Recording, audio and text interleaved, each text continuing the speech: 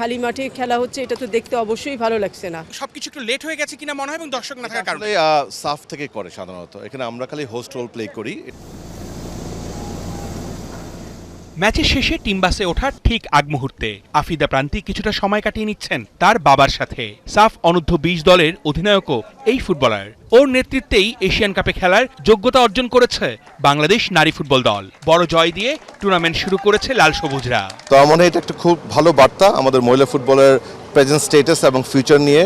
আর সাফ টুর্নামেন্ট বলার কিছু নেই, আপনি জানেন এটা সাউথ এশিয়ার পাইপলাইন ক্রিয়েশন অত্যন্ত ভূমিকা পালন করে। আজকের আমাদের জাতীয় দল আপনি জানেন, সে জাতীয় দল অনেক প্লেয়ারই এই সাফ এইচ ভিত্তিক খেলে খেলে এখানে এসছে। এখানে অনেক নতুন প্লেয়ার যাদের এই প্রথমবারের মতো ইন্টারন্যাশনাল ম্যাচ খেলতেছে। আপনারা দেখবেন ফার্স্ট হাফে যতটা মিস করেছে, সেকেন্ড হাফে এসে কিন্তু ওরা অনেকটাই গুছিয়েছিল এবং সেকেন্ড ম্যাচ, থার্ড ম্যাচে, ফোর্থ ম্যাচে গিয়ে ওরা আরও বেশি পরিপক্ক হবে, এভাবেই শিখবে। দীর্ঘদিন ধরেই চলছে ফুটবলের উন্মাদনা। বাংলাদেশের খেলা মানেই গ্যালারি থাকে হাউসফুল। তবে উল্টো চিত্র এই কিংস এরেনায়। ঘরের মাটিতে ৪ দেশের আয়োজনকে ঘিরে প্রচারণায় কেন এত উদাসীনতা?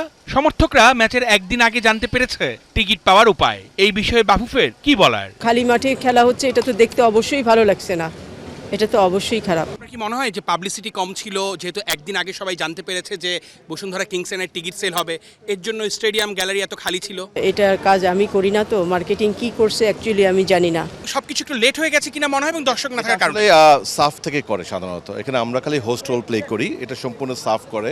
সো এই ব্যাপারে আপনি সাফ থেকে জানতে পারবেন। বাট আমাদের তরফ থেকে আমরা বিশ্বাস করি, যেহেতু আজকে ফার্স্ট খেলা শুরু হয়েছে এবং একটি ভালো রেজাল্ট দিয়ে শুরু হয়েছে, আমি মনে করি সন্ধ্যার দিকে যে খেলাগুলি হবে, স্পেশালি বাংলাদেশের দলের খেলায়, আমি বিশ্বাস করি আরও আস্তে আস্তে আপনি দেখবেন ভালো ক্রাউড আসবে ইনশাআল্লাহ। রাউন্ড রবিন লিগ পদ্ধতিতে হচ্ছে সাফের এই আসরে সব ম্যাচ।